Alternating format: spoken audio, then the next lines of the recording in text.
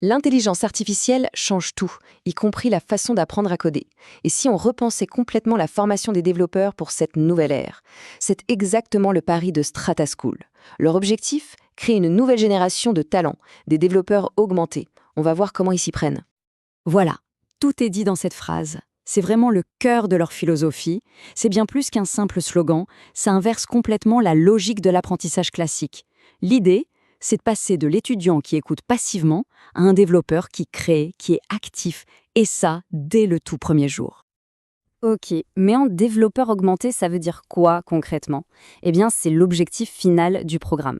L'idée, ce n'est pas du tout de remplacer le développeur, c'est de lui donner une sorte de partenaire surpuissant. L'IA devient un copilote qui suggère du code, ça devient un assistant qui s'occupe des tâches un peu pénibles, et même un relecteur qui va aider à améliorer la qualité du travail. Alors, pour arriver à former ce fameux développeur augmenté, il y a toute une philosophie derrière. Voyons un peu les grands principes qui guident le programme. Cette philosophie, elle tient en 4 points essentiels. Premier point, et c'est crucial, on met les mains dans le cambouis tout de suite. On code dès le premier jour. Deuxième point, l'IA, ce n'est pas un cours théorique, c'est un partenaire de travail dès le début. Troisièmement, on apprend comme si on était déjà en entreprise. Et enfin, le but du jeu, ce n'est pas d'avoir une bonne note, c'est de construire un vrai portfolio avec de vrais projets. Ce tableau, il montre bien le fossé entre les deux approches. D'un côté, le modèle traditionnel où l'on ingurgite la théorie avant de pratiquer. De l'autre, on code direct. D'un côté, on utilise des outils bien plus tard. De l'autre, on bosse avec l'IA tout de suite. En fait, on passe du modèle « j'apprends et après je fais » à « je fais et c'est en faisant que j'apprends ». La théorie vient soutenir la pratique, pas l'inverse. Bon, cette philosophie, c'est bien beau, mais concrètement, comment ça se passe? Regardons le parcours, cette transformation qui s'opère en 6 mois. Alors voilà le plan de vol. C'est un sprint 6 mois intensif. C'est découpé en plusieurs grandes étapes. On commence par le début, les fondations, pendant 2 mois. Ensuite, on passe à la construction d'applications complètes, le full stack moderne. Puis, 1 mois entier dédié à l'IA appliquée. Et on termine avec le dernier mois, où l'on se spécialise et on réalise un grand projet final. C'est une montée en puissance logique. Allez, on attaque. Phase 1, les fondations. C'est le point de départ, ça dure 2 mois, et c'est vraiment pensé pour que n'importe qui puisse commencer, même en partant de zéro. L'objectif, construire un socle technique super solide. Dans cette première phase, on apprend les bases essentielles.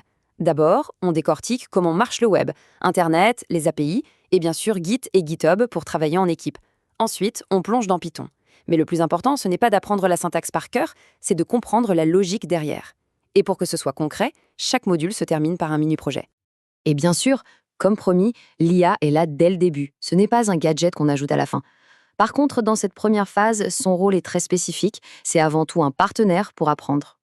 Ici, le but, ce n'est surtout pas d'apprendre à faire du copier-coller bête et méchant. Non, le vrai enjeu, c'est d'apprendre à penser avec l'intelligence artificielle.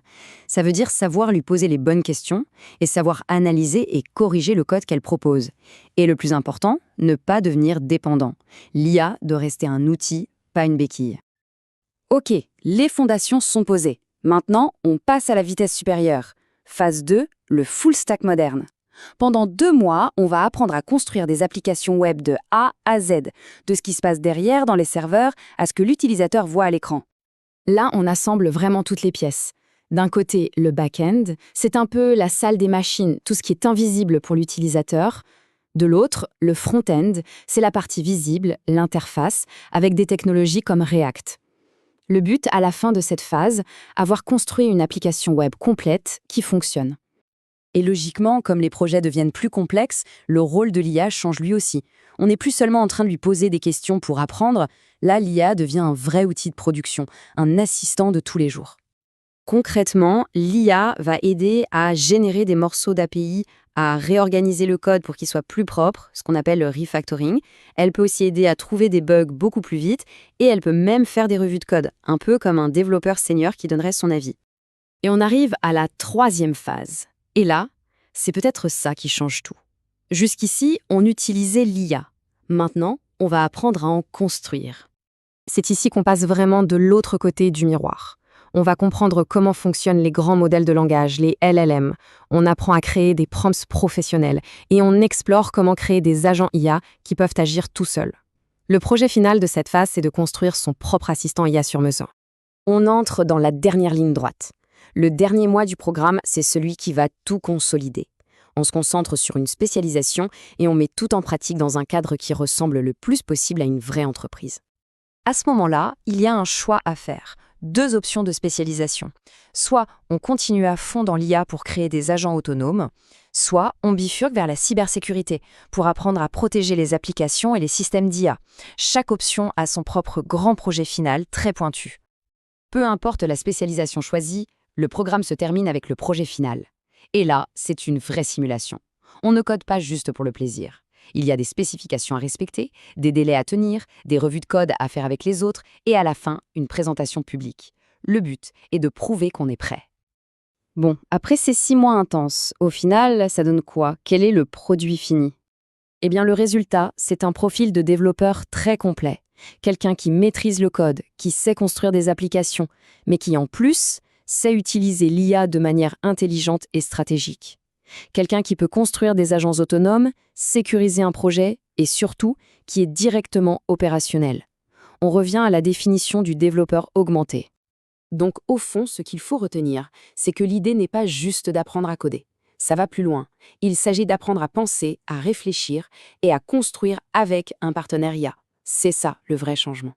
Et ça ouvre une question bien plus large. Est-ce que ce modèle, ce partenariat entre l'humain et la machine, ce n'est que l'avenir de la formation des développeurs, ou est-ce que c'est en fait l'avenir de l'expertise dans son ensemble dans tous les métiers?